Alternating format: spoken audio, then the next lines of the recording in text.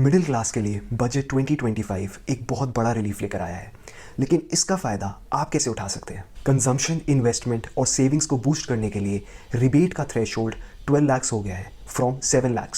इससे रिबेट की अमाउंट 25,000 से 60,000 हो गई है। इसका मतलब है कि individual tax payers with other incomes up to 12 lakh को कोई टैक्स नहीं देना पड़ेगा और ये अमाउंट 12.75 लाख हो जाती है for salaried individuals with standard deduction of 75,000। Now let's see कि आपके टैक्स लाभ के हिसाब से आप कितना टैक्स सेव करेंगे। 4 लाख की इनकम पे पहले भी कोई टैक्स नहीं था और अभी भी कोई टैक्स नहीं है।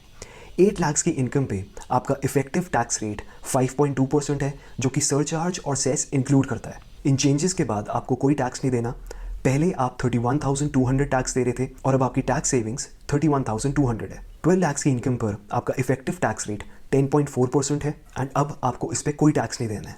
पहले आप इस पे 83,200 देते, तो आपकी इफेक्टिव सेविंग्स 83,200 हो जाती है। 16 लाख की इनकम पे आपका इफेक्टिव टैक्स रेट 15.6% है एंड आपकी टैक्स कैलकुलेशन 4 to 8 पे 5.2%, 8 to 12 पे 10.4% एंड 12 to 16 पे 15.6% को सम करके निकलेगा, जो कि 1,24,800 निकलता है। ऐसा इसलिए है बिकॉज 12 लाख की इनकम से ऊपर आप पे प्रीवियस इनकम स्लैब्स के सारे रेट लगेंगे।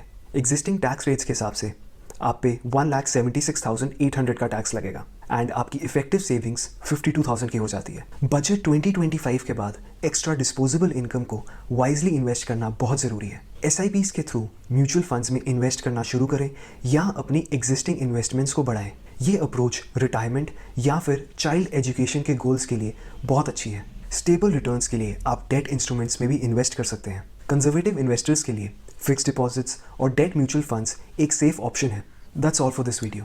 अगर आप म्यूचुअल फंड्स में इन्वेस्ट करना चाहते हैं तो you can reach out to me. हम आपके फाइनेंशियल गोल्स और रिस्क एपेटाइट के हिसाब से आपका एक पर्सनलाइज्ड पोर्टफोलियो बनाने में मदद कर सकते हैं।